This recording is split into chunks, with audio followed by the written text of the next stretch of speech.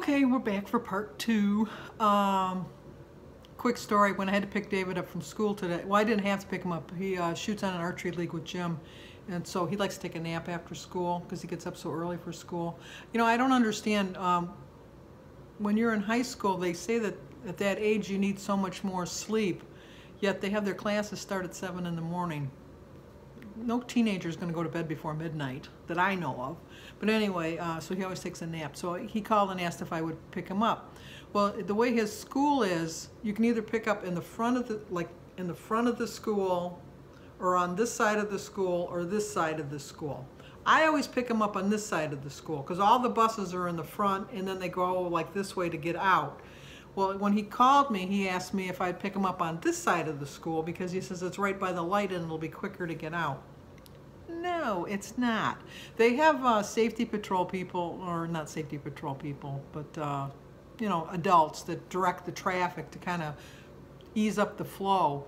But by the time he got in the car, all the kids had gotten into their cars. You know, I remember when I went to school, we had like this small little parking lot in that you had to be a senior before you could drive to school to get a legal parking permit, and even then, hardly anybody had a car. And if you did, it was a piece of crap car. It was like a danger to drive. Oh my gosh, these people had some gorgeous cars. Their cars were better than mine. They really were. And I know they weren't their, well, maybe they were their cars. I don't know. But I'm thinking that there was the parents' car. So anyway, we were parked and nobody would let me out, obviously, because they all want to get out. I'm a grandma. You're going to let me out. You're in your mother's car, or you're in a brand new car that hasn't got a scratch on it. My car is 9 years old. I don't really care. My front end is all banged up from when I told you I got into that accident with the stop sign, which every time we pass a stop sign that's laying on the ground, Jim asked me if I've been in that area. Whole nother story. I think I've told that story, that when I was driving home, I'll tell it real quick. Yeah, I'm going to tell something real quick? Yeah, I will. I was driving home from work, and I hit a patch of ice, and my car went into a spin, and I did all the things right, but you know, like, the ice is going to win every time, and the ice did win, and I went and I knocked down the stop sign and then went flying. And I called and reported myself because it was right by the school. And when the policeman came, I could see him. He was coming too fast around the corner, and I knew that he was going to hit the same patch of ice that I did, and he hit the same patch of ice. And luckily for him, I'd already taken out the stop sign. Otherwise, he would have taken that out. So he walked over to the car, and he said, well, obviously I can't give you a ticket because I would have hit the same sign. So, and he said I might have to pay for the sign to put it back in the ground, but I never had to. They never sent me a bill, so whatever. But anyway, and then I don't understand, these kids are all honking at each other. There's no place to go. So you honk your horn. Does that mean you're going to get anywhere faster? Because you're really not. And so we started going, and David and Josh kept saying, Grandma, they're going to hit you. They're going to hit you. And I go, David, I'm a grandma. They're not going to hit me. They have their mother's car. I don't care. And then when we finally did get out, I turned left to go past the front of the school because the buses had already left. And David says, you can't go this way. And I go, yeah, you can. It is a two-way street in the daytime, but the buses all face the same way and block everything up so that you can only go that way. And but there was no buses. They'd already gone through. So anyway, we got home safe and sound. A lot quicker if we would have parked on my side of the school. So I told him that's where we're going to park from now on, and he agreed. So anyway, and I wanted to thank all of you for all your input about my fruit. I have to have my fruit. I just do. I really do think the reason, knock on wood, that I haven't gotten sick this year is because I eat so much fruit, and it's got so many antioxidants in it, you know, and I'm eating healthy, and I'm drinking a lot of water. I'm doing all the things that you should do to stay healthy.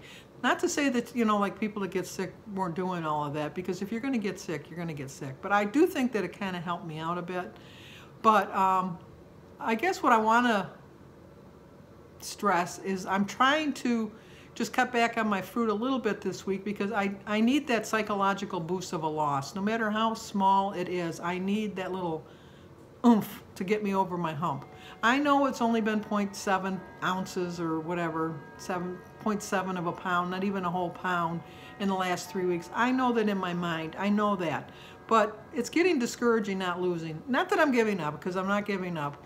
but I need that little mental push to get me over. So I'm going to be a little bit more diligent about my fruit this week. I did, when I measured out yesterday for my snack, my cup of berries, that was how much I usually had just of blackberries. And then I had another cup of raspberries. And then I had another cup of strawberries.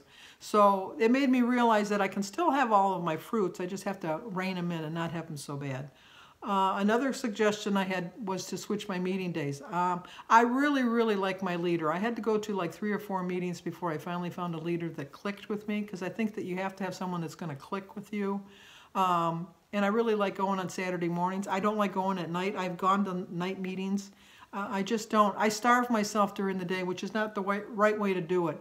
I don't eat in the morning before I go to the meetings anyhow, but that's just my normal everyday eating. I do make allowances for the fact the day before I eat a little bit lighter, but I still eat. When I've gone to night meetings in the past, I wouldn't eat the whole day, and that's not a healthy way to do it either. And there's just no other meetings in my area that are convenient for me. Not that I have such a busy schedule. I don't like to drive at night in the winter. I don't see real well at night. People will say I don't see real well during the day either, but I just want to see how much time. Oh, I had to see how much time there was on there because I'm babbling on. But so that's why I want to just keep the meetings on a Saturday morning. I like the leader. I like the people in my meeting. And for Lent, I'm going to track myself on the weekends. I'm not going to binge like I've been binging. And just going to rein it in. And that's my plan. And I'm sticking to it. So anyway, I thought I would talk today about 8 simple ways to make yourself drink more water. Everybody knows that not only do you need to watch what you're eating, eat healthy and that, but you really do need water. And I was surprised at this. Water is the second most popular beverage in the U.S. after soft drinks. I knew that soft drinks would be number 1, but I really never thought that water would be number 2. I really thought it would be beer or wine or something like that. I was surprised about the water.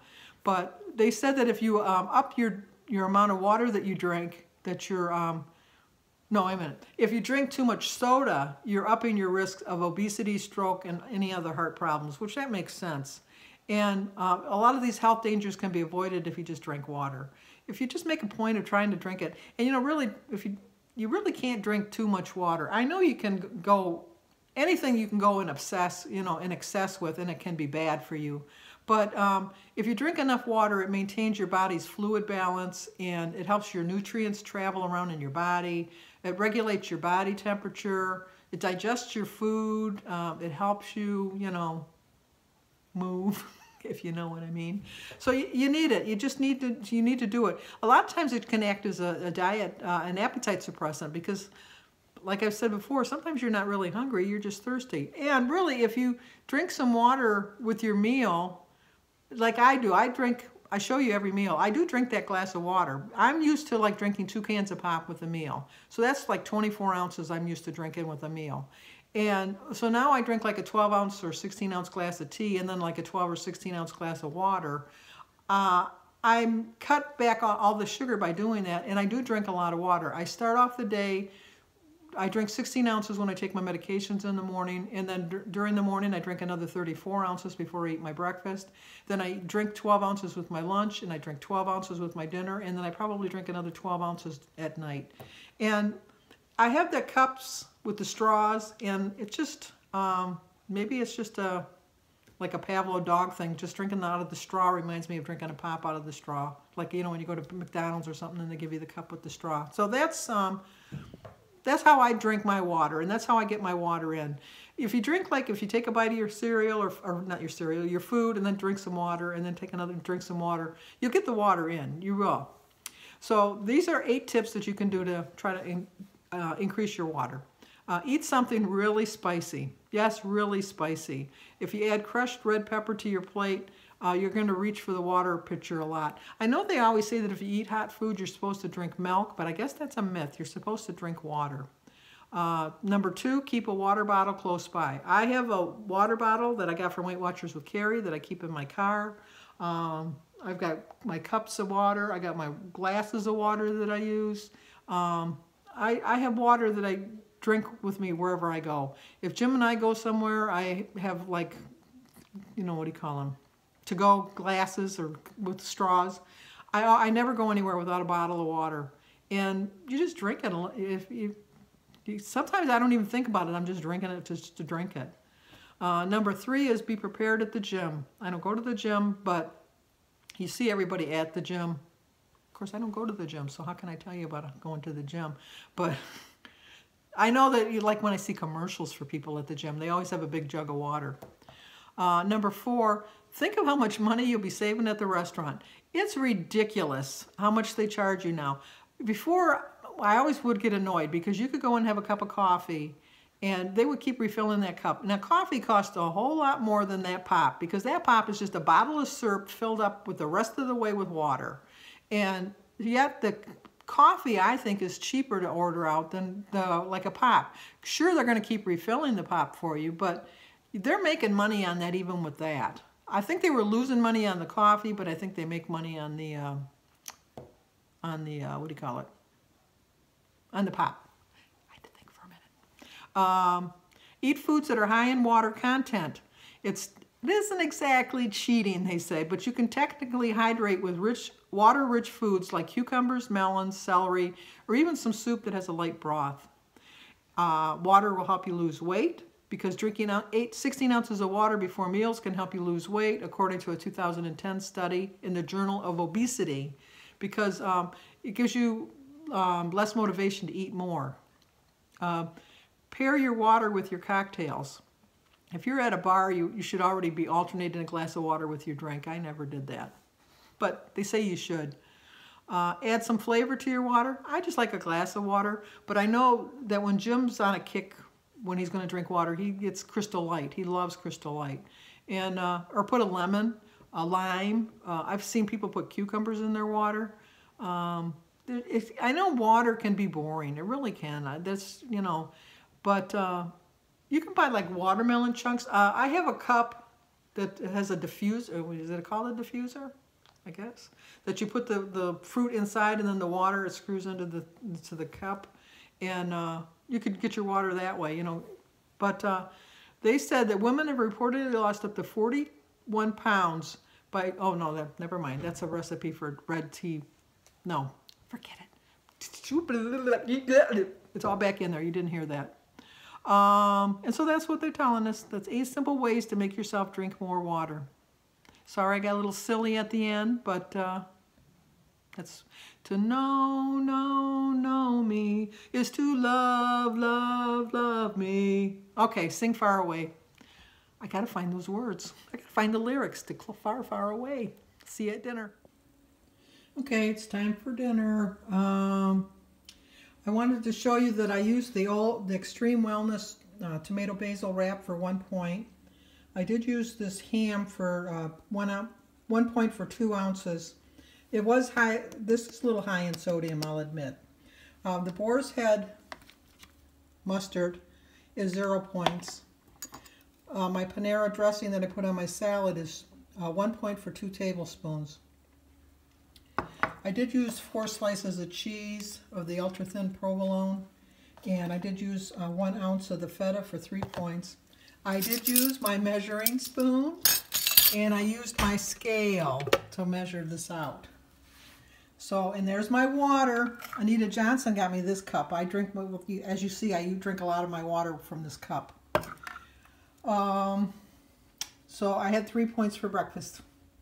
It's a 12-point dinner. It's 1 point for the flatbread, 4 points for the 3 slices of provolone, 1 point for the 2 ounces of ham, 0 for the salad, 1 for the 2 tablespoons of dressing, 3 for the 1 ounce of feta cheese, 2 points for the 1 cup of Weight Watchers chili. Check my recipe section for the chili recipe, and 0 for the tea and water. So I still have 10 points left for the day. And I'm sure you guys do this, but you know, if you mark the points on them when you buy them at the beginning of the week, after a while you just remember how much they are and you just write it down onto the package. And it kind of helps you. It's better than having to look it up all the time. So let's go eat. Doesn't that look good? Okay, I'm going to have my dessert. I'm going to have the 0 point crustless strawberry pie. You can see it in my recipe section along with another glass of water.